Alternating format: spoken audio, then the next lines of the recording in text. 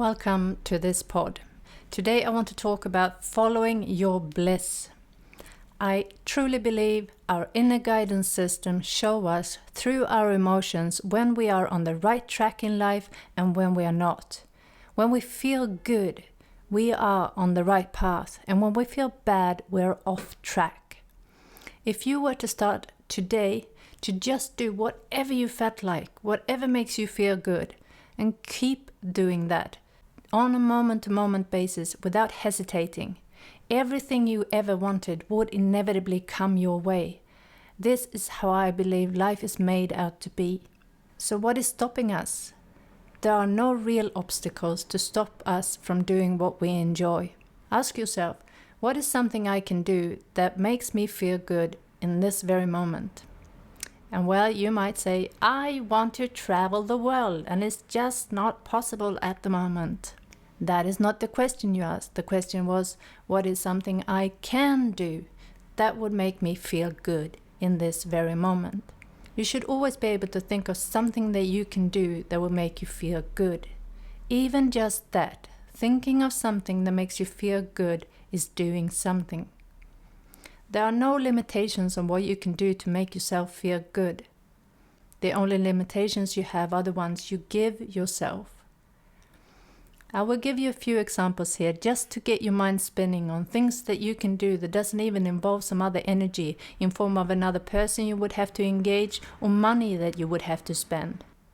It could be singing, dancing, running, walking, creating a poem, listening to birds, meditating on your future trip to wherever you want to go, visualizing your future, practicing a language, going to the library and finding an interesting book and reading it, window shopping for something you would want one day, feeling happy to see it, walking into a shop, trying new clothes on with the intent of just trying them on and feeling good in them, throwing rocks at the beach, watching the sunset, swimming, skinny dipping, building a hut with sticks in the woods, going for a walk in a neighborhood you've never been to, saying hello to a random person, smiling at a random person, sitting on a bench in the park watching people and their pets.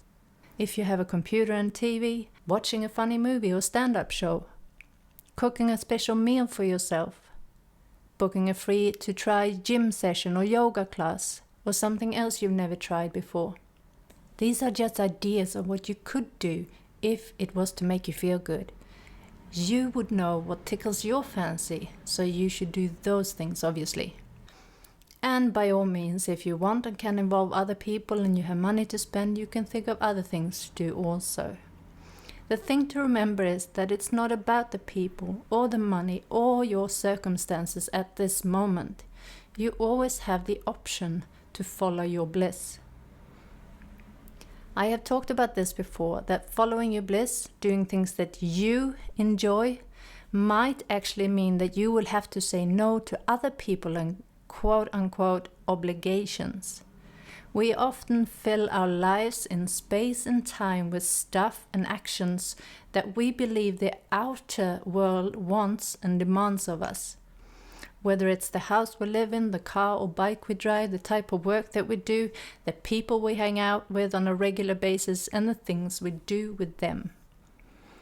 What you need to ask yourself is, what in my life is a contradiction to what I actually want?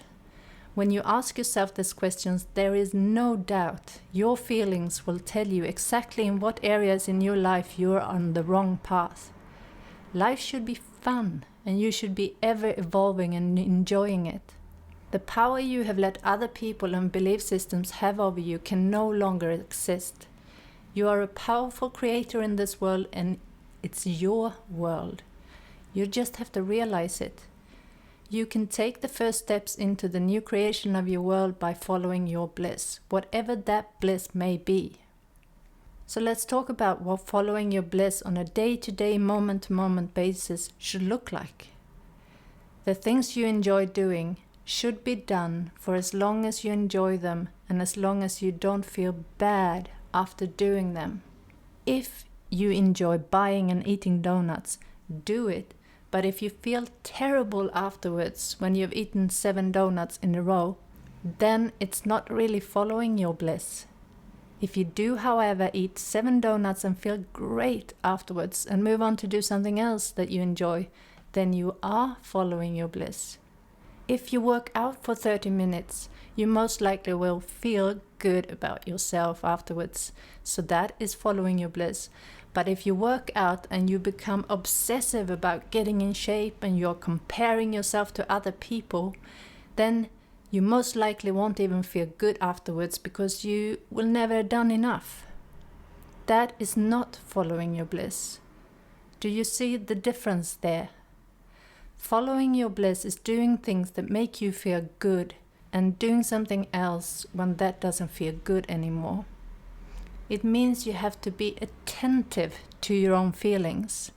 There shouldn't be shame or guilt involved in following your bliss. And you have to remember to never ever compare yourself to other people, ever. You can look at what other people do and happily see yourself doing something similar, getting inspired by their actions, but never compare yourself to them. That is not following your bliss. Life should not be a struggle. You should not have to work really, really hard to be successful in life. First of all you ever have is this moment. You don't have tomorrow or yesterday, so why would you make this very moment hard for yourself? Second of all, what is success to you anyway? Ask yourself that question. Is it money? Is it a big house? Is it a relationship? Is it kids, health? You can have all the success you want, but you have to define what it is for you. And don't fool yourself by striving after something you think is success, but that is derived from what other people think or your own fears. I have a couple of family members and friends that believe they have to work hard and stress themselves out now so that they can live a better life later. The funny thing about that is that when most of them describe their better life, it's a very simple life, like having a small house in the countryside, which most of them could afford at this point, growing their own food, again not very hard if you have a place in the countryside, spending more time with the family, again not very hard if you exchange a busy and expensive city life to a more simple life. So don't do the same mistake and live your life today for some future that may not come because you just have to make another $1 million or you have to just stick it out a little bit longer at your job. Life doesn't wait for you to get ready. Life is happening now and now and now. So start taking steps towards that life you want now. And the first thing you have to do is to get clear on what you actually want. What is success for you? What do you enjoy? Your bliss is for you, and only you can know what and for how long something will make you happy. Get to know those feelings inside your body that tells you when you're on track or off track. That, I believe, is our only life mission, to get to know ourselves and follow our true bliss. I will go so far as to say the only thing you should ever work really, really hard at is to get to know yourself deeply. Knowing what brings you joy and also knowing your own fears will help you navigate your own life. Remember how I said that feeling shame or guilt after doing something you like is not following your bliss.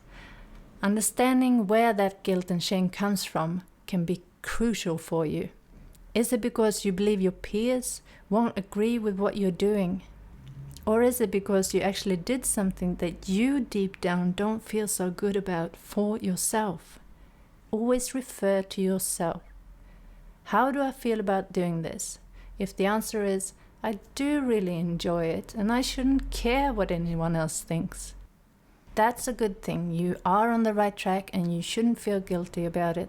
But when you feel uneasy about something because you actually lose respect for yourself when you do what you do, then you are most definitely off track.